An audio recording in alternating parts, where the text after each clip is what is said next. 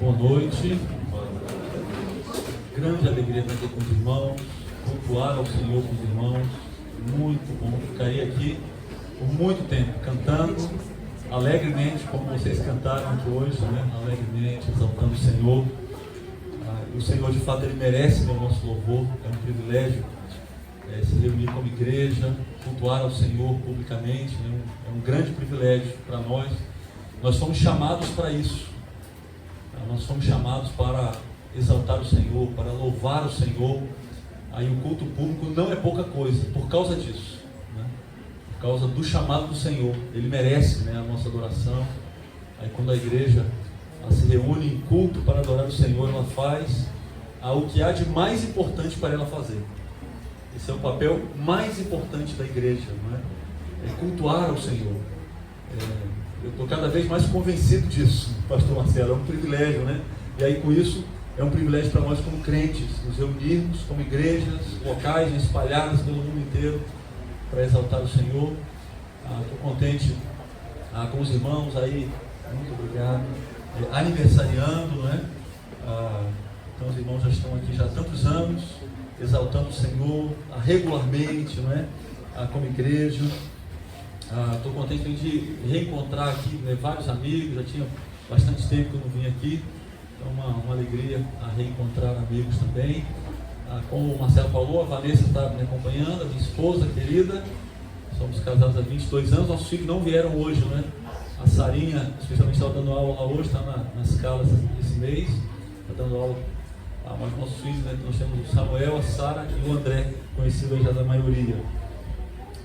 É uma grande alegria mesmo, falo isso de coração, né, de estar aqui com os irmãos. Bom, sem mais demora, pastor Marcelo, vamos abrir aí as nossas Bíblias, na primeira carta do apóstolo Paulo aos Coríntios.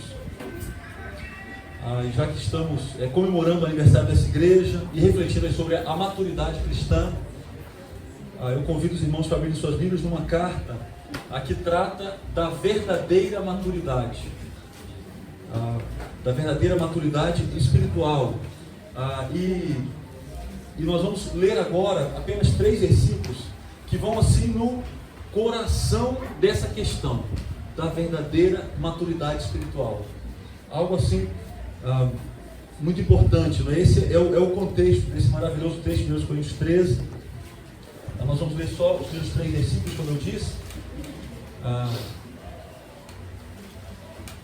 Mas esse texto ele é muito usado, né, em casamentos, e isso naturalmente não é um erro, mas nós não podemos ignorar o contexto desse texto tão importante, tão bonito. Se a gente ler aqui, não vou ler inteiro, né, mas se nós lêssemos os primeiros Coríntios 13 aqui, só de ler a gente vê a beleza. É uma poesia muito linda.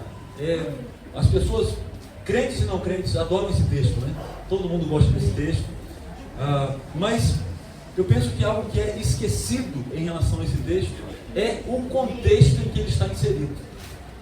Esse texto não está num contexto de casamento. Aliás, esse texto ele nem está num contexto de família. Olha só, Adrian, nem é sobre família que o apóstolo Paulo está falando aqui. Não é. Esse texto a discussão aqui, né, do apóstolo Paulo sobre o amor tem o seu foco principal nas qualidades que estavam faltando na igreja de Corinto. Então, a maioria das pessoas sabe, né, que o apóstolo Paulo, nessa carta, ele trata de muitos problemas naquela igreja. De fato, aquela era uma igreja muito problemática, não é? E aqui, em resposta àqueles problemas, ele vai tratar do amor, que é a atitude, que é a postura, a motivação necessária para o desempenho de todos os ministérios da igreja, todos.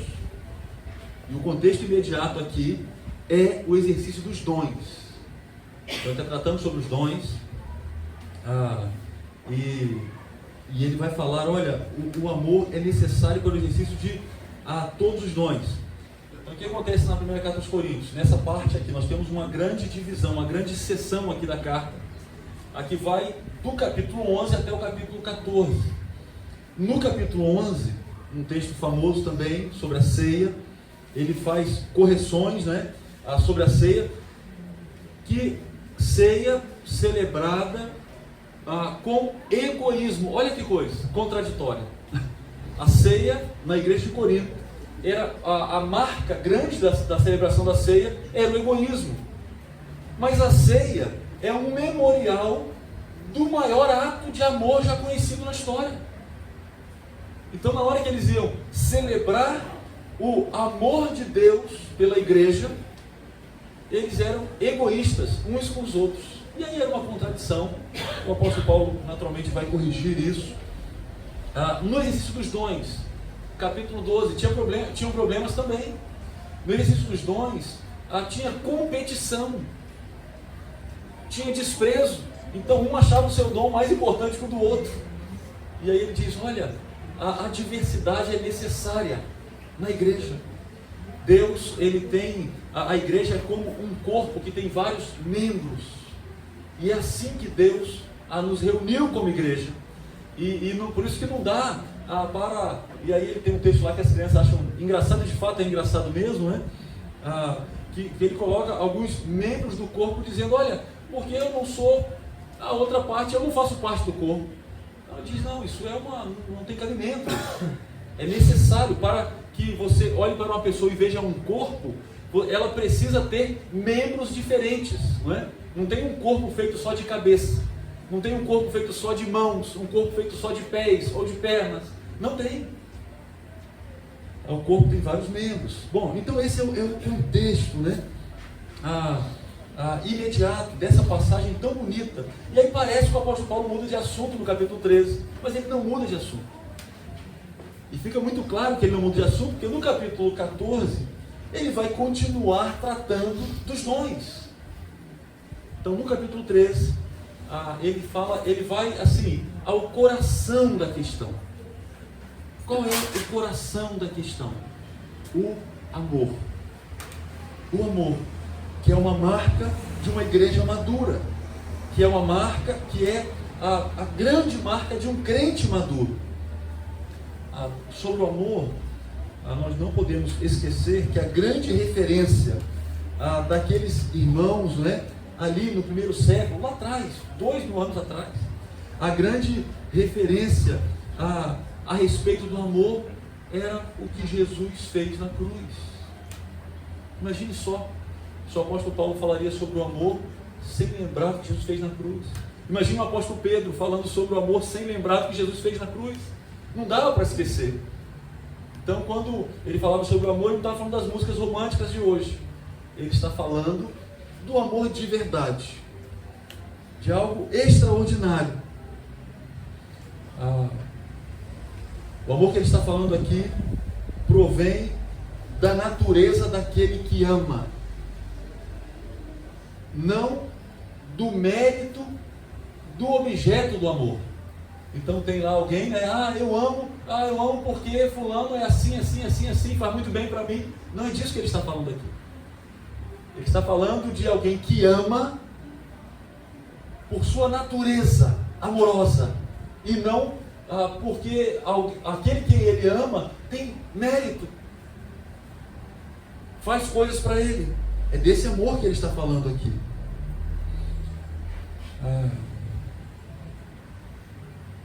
1 João 4,16, vocês não precisam abrir, mas eu vou ler para vocês, diz assim: assim conhecemos o amor que Deus tem por nós e confiamos nesse amor. Deus é amor.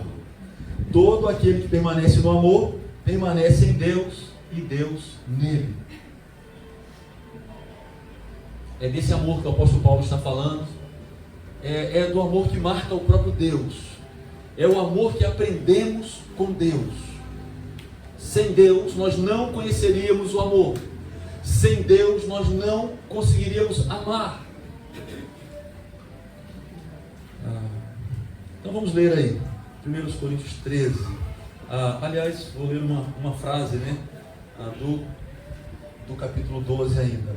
Passo agora a mostrar-lhes um caminho ainda mais excelente. Ainda que eu fale as línguas dos homens e dos anjos, se não tiver amor, serei como o sino que ressoa ou como o prato que retine. Ainda que eu tenha o dom de profecia e saiba todos os mistérios e todo conhecimento, e tenha uma fé capaz de mover montanhas. Se não tiver amor, nada serei.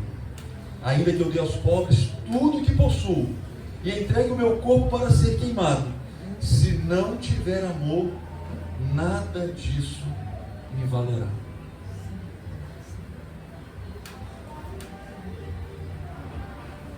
Queridos, as nossas maiores realizações, sem o amor cristão, não agradam a Deus. As nossas maiores realizações. Um culto muito alegre, coisas impressionantes que nós poderíamos fazer, se elas não forem marcadas, motivadas pelo amor, elas não agradam a Deus. É isso que esse texto está dizendo, em resumo, não é? E aqui, num contexto do culto. Tudo aqui, desde o capítulo 11, tem a ver com o culto. O culto público, estamos celebrando aqui hoje à noite. Desde o capítulo 11 até o capítulo 14. Exercício dos dons, celebração da ceia, postura das mulheres, lá no começo do capítulo 11. No capítulo 14, ele trata da questão dos dons, dom de línguas e de profecia, fala do papel das mulheres de novo. Tudo isso, a fala dele sobre o amor está nesse contexto do culto. Então, mesmo o culto, pense num culto muito animado, se ele não for motivado pelo amor cristão, ele não agrada a Deus. Então nós vemos aqui primeiramente que o apóstolo Paulo oferece uma alternativa. Naturalmente o apóstolo Paulo, que eu digo, o Senhor, não é? Usando o apóstolo Paulo, a palavra de Deus está aqui. Ele oferece uma alternativa para aquela forma invejosa que os coríntios usavam os dons, com competição.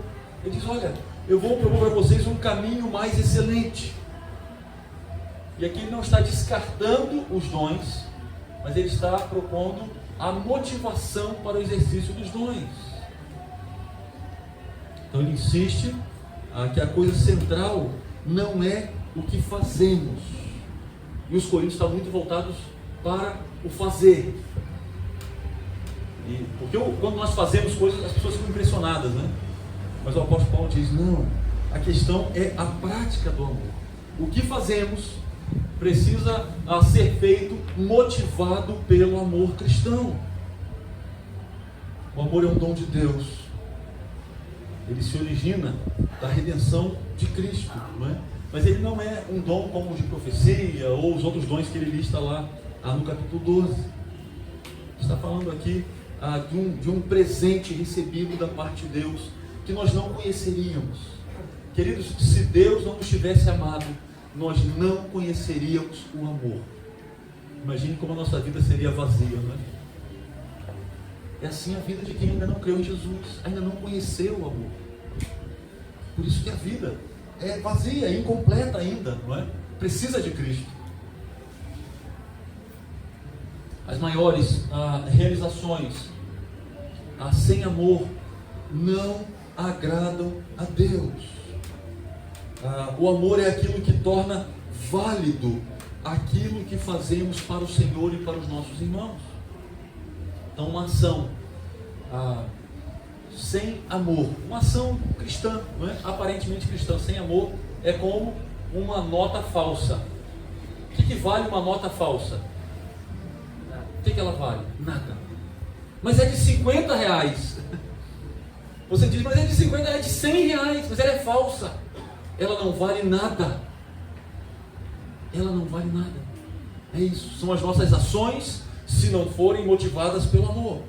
Olha só, versículo 1 que lemos: o amor valida as coisas extraordinárias. E aqui o apóstolo Paulo ele usa um exagero para nos ensinar isso. Ele usa um exagero. Ainda que eu fale as línguas dos homens, ainda que eu fale todos os idiomas que existem. Imagine só, nunca ninguém conseguiu fazer isso, falar todos os idiomas. Chega lá na Alemanha e fala alemão, chega nos Estados Unidos e fala inglês, chega no Japão e fala japonês, chega na China e fala chinês. Ele diz: ainda que eu fale todos os idiomas dos homens. Estou dizendo que ele está exagerando, ele fala mais. Ainda que eu fale a língua dos anjos. Exagerando aqui. Porque ele está falando sobre as línguas. Porque era a preferência dos coríntios. Era o dom de línguas. Era a preferência deles. Pelo menos de alguns deles. Eles gostavam demais desse dom. E ele diz, olha, ainda que eu tenha algo assim extraordinário, muito superior a tudo que vocês já viram, se não tiver amor, serei como o sino que ressoa ou como o prato que retine. Se eu fizesse coisas extraordinárias, eu apenas estaria fazendo barulho, é o que ele diz. Eu estaria fazendo apenas barulho. Eu não estaria fazendo algo proveitoso, harmonioso, como foi feito aqui hoje, não é? Compreensível, edificante. Ele diz, não, sem amor eu estaria apenas fazendo barulho. Por isso, queridos, nós precisamos amar. O que fazemos na igreja precisa ser expressão do amor. Essa é uma palavrinha pequena que nós vamos lembrar antes de irmos para o culto, por exemplo. Especialmente, não é? Já que esse é o contexto aqui, especialmente. O amor deve marcar as nossas famílias, não é relação familiar, sim. Mas olha só, aqui o contexto é o culto público. Antes de irmos para o culto, nós precisamos examinar o coração, precisamos pedir que Deus examine o coração.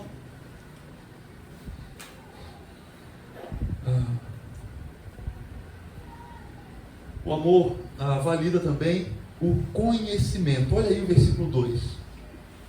Ainda que eu tenha o dom de profecia e saiba todos os mistérios e todo o conhecimento. Mais uma vez, o apóstolo Paulo exagera. E ele fala aqui de 3 dons já mencionados, né? 2 eu já li, o terceiro que ele vai falar aí é a fé. Ainda que eu tenha uma fé capaz de mover montanhas. Coisas extraordinárias. Dons extraordinários. Os coríntios gostavam também da sabedoria humana. Encantados com o conhecimento. Eles eram encantados com o conhecimento. O apóstolo Paulo trata sobre isso no começo da carta. Eles eram encantados com o conhecimento. Gostavam muito. Ele diz, olha, se eu tiver todo o conhecimento, de maneira que as pessoas ficassem impressionadas comigo, isso também não impressionaria o Senhor. Se eu tivesse uma fé extraordinária, jamais vista, deixando as pessoas admiradas comigo, ele diz, se não tiver amor, nada serei. O máximo que eu conseguirei é a admiração das pessoas, mas isso diante de Deus, que examina o coração e que me conhece de verdade, isso não vai valer nada, nada. Olha que coisa. Mas o apóstolo Paulo é isso mesmo. Mas conhecendo tudo, deixando os doutores de queixo caído, deixando as pessoas mais fervorosas, impressionadas, ele diz, nada. Isso não vale nada. Saber muito sem amar muito não vale nada. Nada. Zero é o que ele diz. Então aqui nós temos um teste importantíssimo para nós, né, como crentes, como igreja. Se à medida que o nosso conhecimento bíblico aumenta, se o nosso amor ele não se torna cada vez mais visível, tem coisa errada, tem problema. Então nós podemos decorar a Bíblia, nós podemos conhecer as doutrinas, não é? De maneira assim, uma habilidade incrível, saber responder aquelas questões de gincana bíblica, todas elas rapidamente. Antigamente, né, falava desembainhar a espada, 1, 2, 3, abria a Bíblia rápido. E aí, mas o amor, ele não fica cada vez mais visível, cada vez mais presente. Tem problema. Tem problema grave, é o que ele está dizendo aqui. Não pode ser assim. Queridos, nós precisamos sempre avaliar se o nosso conhecimento é acompanhado de grande amor pelos nossos irmãos. E de novo, eu insisto aqui, porque esse é o contexto. O contexto aqui não é o contexto familiar, é o contexto de uma igreja local. Uma igreja local que precisa cultuar junto, amorosamente. Amando quem senta do lado, amando quem senta atrás, amando quem senta na frente. Amando. É o que ele diz. A aplicação desse amor no culto é a busca pela edificação dos irmãos. Essa é a ênfase do capítulo 14 inteiro. Ele vai falar sobre a necessidade da edificação no culto. O culto precisa promover a edificação. E aqui, quando nós lemos o capítulo 13, né, então o 14 vem na sequência, a edificação, essa preocupação pela edificação no culto, é uma demonstração de amor pelo outro. E eu confesso para vocês que isso foi uma surpresa para mim, estudando esse capítulo 14. Porque parece que a preocupação da edificação da igreja no culto é a preocupação do pastor. O pastor tem que se preocupar com isso. Mas o apóstolo Paulo não cita o pastor no capítulo 14. Ele cita os crentes. E no capítulo 13 ele fala para os crentes se amarem. Então no capítulo 14 nós entendemos que uma evidência do amor, uma marca, uma demonstração prática do amor é a preocupação com a edificação do meu irmão. Então olha só, queridos, uma prática aqui, uma aplicação, né, desse versículo para nós. Quando viemos para a igreja, para o culto público, nós devemos vir para cá pensando, desejando e orando para que o Senhor nos use para a edificação dos irmãos. Senhor, usa os meus dons para contribuir de alguma maneira para a edificação dos meus irmãos.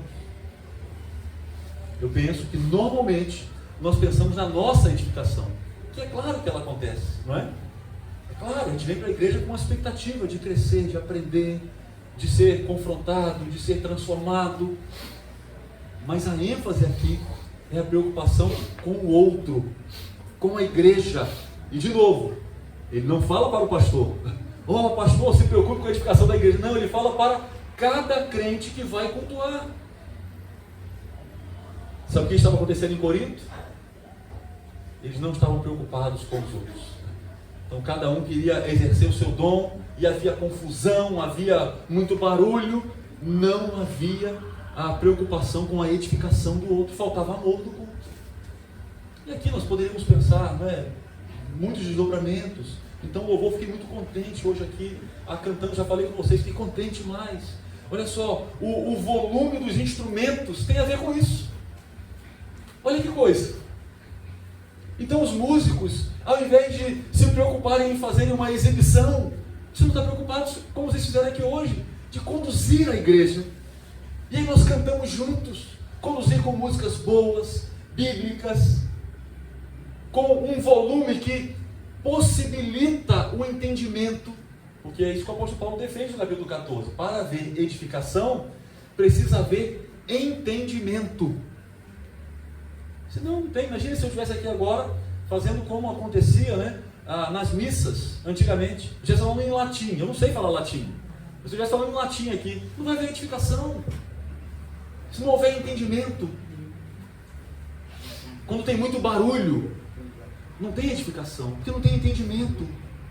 Não tem. Falei lá na igreja que às vezes, pensando sobre a questão do barulho no culto, muito barulho. Olha só, isso é coisa de um show de rock.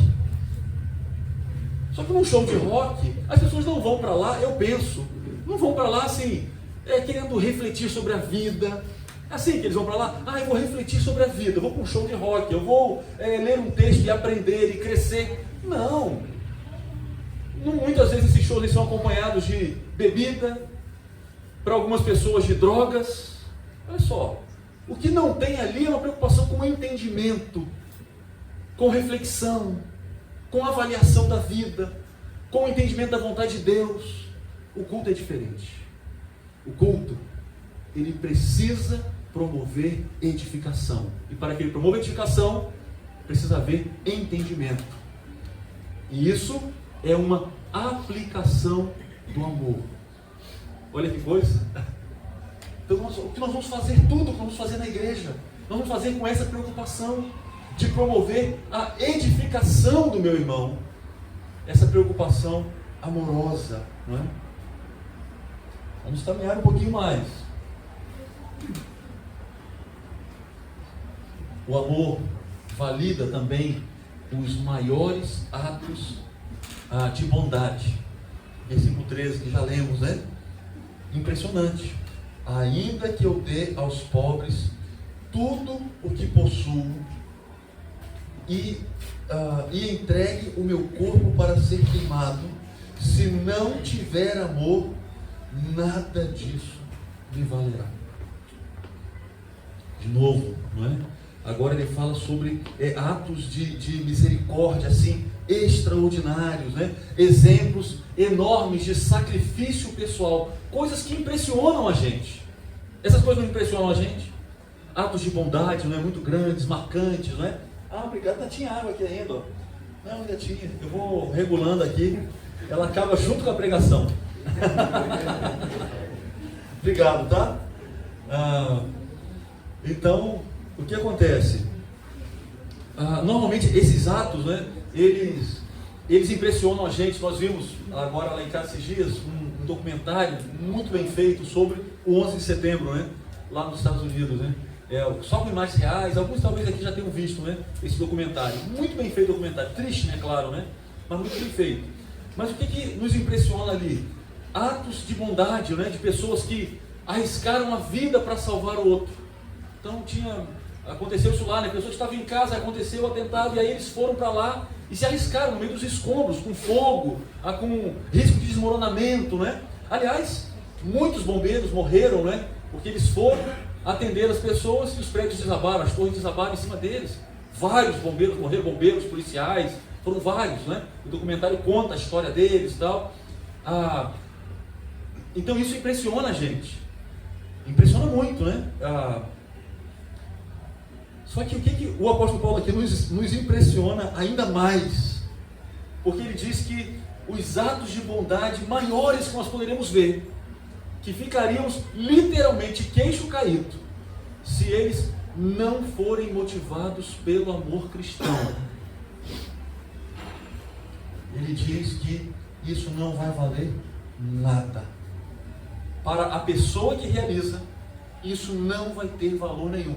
Pode até ter um efeito na vida do outro. A pessoa foi lá e fez um ato bom pelo outro, e vai ajudar de fato o outro. Mas se ele não fez pela motivação do amor cristão, para aquele que realiza aquele ato sacrificial, isso não valeu de nada. Nada. Zero. Mais uma vez, zero. É possível fazer coisas boas para os outros sem os amar. Olha que coisa. Isso aqui está falando sobre a maldade presente no coração do ser humano por causa do pecado. Nós somos capazes de fazermos coisas boas sem sermos motivados pelo amor. Aliás, sem Cristo, nós somos incapazes de fazermos coisas boas motivados pelo amor. Precisamos do Senhor. E talvez alguns vão lembrar, na história bíblica, na narrativa bíblica, uma grande contribuição financeira sem amor causou a morte de um casal. Vocês lembram disso? Quem lembra disso? Uma grande contribuição financeira de um casal. Como consequência da contribuição financeira deles, eles morreram na igreja, no culto. Atos 5, não é? A maioria lembra. Ananias e Safira. Não foi um ato amoroso. Foi um ato impressionante, financeiramente falando. Mas não foi motivado pelo amor. Então existe uma autodoação que não é amor. É o que estamos vendo aqui. É possível sofrer sem ser motivado pelo amor. algo grave, não é? Anotei aqui, olha, algo grave. É muito bonito o trabalho que é feito por aquelas organizações, compostas de voluntários, médicos, não é? E vão a outros países, em lugares que ninguém quer ir, lugares marcados pela guerra, não é? Ou com epidemias gravíssimas. E aquelas pessoas vão ali voluntariamente, sem receber dinheiro para isso, muitos deles gastando, né, tirando dinheiro do próprio bolso, e para beneficiar, né, pessoas que eles nem conhecem, né, que não são parentes, que são distantes. Isso é algo impressionante. Mas o que o apóstolo Paulo diz é que todas essas coisas, elas não valem nada sem o amor verdadeiro que emana de Deus, que vem de Deus. Imagine só, uma dessas pessoas pode morrer fazendo uma obra dessa de caridade, mas se ela morrer sem Jesus, ela vai ser condenada eternamente. E aí você poderia dizer, mas por quê? Isso não é justo. Está a explicação aqui no texto. As obras, essas obras precisavam ser motivadas pelo amor cristão. As nossas boas obras não conseguem gerar a salvação, causar a nossa salvação, porque nós não temos o amor. Sem Jesus nós não temos. Sem Jesus somos incapazes. Querido, se não tiver amor, a aplicação principal desse texto é uma pergunta que não se cala. O culto que estou prestando a Deus hoje é motivado pelo amor a Ele? O exercício dos meus dons para a edificação dos meus irmãos é motivado pelo amor a eles? É uma pergunta importante. É uma pergunta que não se cala. O resumo da lei é o amor. Amor a Deus e ao próximo. Lembrando aqui que se não amamos ao próximo, não amamos a Deus. Então não tem essa de, mas eu amo a Deus. Quem ama a Deus, ama o próximo. Quem ama a Deus, expressa esse amor amando o próximo. Aliás, aprendemos a amar ao próximo com o próprio Deus. Eu termino, não é? Já pensamos em algumas aplicações, mas termino insistindo no ponto assim que mais tem me impactado, estudando essa grande porção da primeira carta aos Coríntios, do capítulo 11 até o capítulo 14. O nosso culto, que nós celebramos publicamente, né, como hoje aqui, com muita alegria, com muita gratidão, esse culto, ele precisa ser marcado pelo amor àquelas pessoas que cultuam conosco, que estão do nosso lado. Isso tem me impactado bastante, tem me feito pensar bastante na minha vida, não é? O culto que celebramos a Deus precisa ser marcado pelo amor aos nossos irmãos que adoram conosco. Não é só no culto de ceia que esse amor deve ser visível, em todos os cultos, não é? E como eu disse, o apóstolo Paulo, ele nos ensina aqui, à medida que ele trata os problemas daquela igreja. E esse era o problema ali, e isso naturalmente traz uma reflexão para nós, não é? Você que ainda não tem a Cristo, é possível que aqui nessa noite tenham pessoas que ainda não conheceram a Cristo, ainda não creram em Cristo como seu sustento e Salvador. Saiba que se você não consegue amar com esse amor descrito aqui, você pode depois terminar de ler o capítulo 13, não é? Porque ele vai definindo esse amor, como é esse amor. A sua condição de perdido se deve a essa incapacidade. Isso vale para crianças, isso vale para adultos, não é? Você ama a si mesmo. Isso você consegue fazer. Você ama a si mesmo. Mas até assim, atos religiosos, né, que uma pessoa sem Jesus faz, são expressões do seu amor próprio. Sem Jesus são expressões de amor próprio. Você precisa, esse texto fala da sua incapacidade de adorar a Deus. Você faz uma coisa boa em vir à igreja. Vir à igreja é muito bom. você vai ouvir a palavra de Deus, né? Você vai ouvir o Evangelho, mas você não consegue agradar a Deus do jeito que você se encontra. A aplicação, então, para você que não tem a Cristo no seu coração é: renda-se a Cristo. Renda-se ao amor de Deus revelado em Cristo Jesus, morto numa cruz por pecadores. Creia nele, desfrute do amor de Deus, seja perdoado, e assim você será capacitado pelo próprio Deus a amar desse jeito que lemos aqui. Queridos, as nossas maiores realizações sem amor cristão não agradam a Deus. Que o próprio Deus nos ajude, como falamos no começo, não é? A trilharmos esse caminho da verdadeira maturidade. Qual é o caminho da verdadeira maturidade? É o caminho do amor. É o caminho do amor. Vamos orar mais uma vez? Pastor Marcelo, vamos orar. Feche seus olhos, por favor.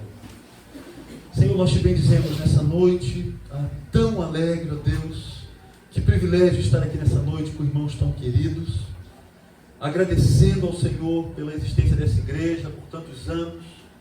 Louvando ao Senhor, ó Deus, porque o Senhor tem preservado essa agência do Senhor aqui nesse bairro. E juntamente, ó Deus, com muitos crentes, ó Deus, espalhados pelo mundo, esses irmãos têm louvado o Senhor, exaltado o Senhor. A cada domingo, tem também falado do Teu Filho Jesus, tem crescido em comunhão. Ó Deus, muito obrigado por essa igreja. Nós Te louvamos, ó Deus, porque o Senhor decidiu nos reunir como igreja, uma diversidade de igrejas locais, e essa aqui é uma dessas igrejas. Deus, nós Te louvamos pela existência dessa igreja. Pedimos, ó Deus, diante do que lemos na Tua palavra, que essa igreja seja marcada pela verdadeira maturidade espiritual, que ela seja marcada pelo amor, pela motivação, ó Deus, do amor cristão, em cada culto, em cada instrumento tocado, em cada pregação, em cada aula, em cada recepcionamento de pessoas, ó Deus, nas ações mais simples, as mais elaboradas e difíceis, ó Deus, que essa igreja seja marcada pelo amor. Que o culto público, ó Deus, dessa igreja seja marcado pelo amor. Amor uns pelos outros. E esse amor, ó Deus, expressado no desejo de promover a edificação uns dos outros. Ó Deus, ajuda esses irmãos aqui. Eu peço por mim também, ó Deus, cuida do meu coração, para que a minha vida cristã seja marcada por esse amor. Senhor, transforma corações também. As crianças aqui presentes, juniores, adolescentes, ó Deus, adultos. Senhor, que todos nós tenhamos corações cativos pelo amor do Teu Filho Jesus. Que todos nós, Deus, tenhamos o privilégio de conhecermos o amor do Senhor demonstrado na cruz. Nós oramos, ó Deus, agradecidos ao Senhor. Abençoa, ó Deus, ao Marcelo, ó Deus, na condução dessa igreja, os líderes aqui. Senhor, cuida desses irmãos queridos. Nós pedimos ao Senhor e nós te agradecemos em nome de Jesus. Amém. Amém. Joia, queridos, que o Senhor os abençoe ricamente.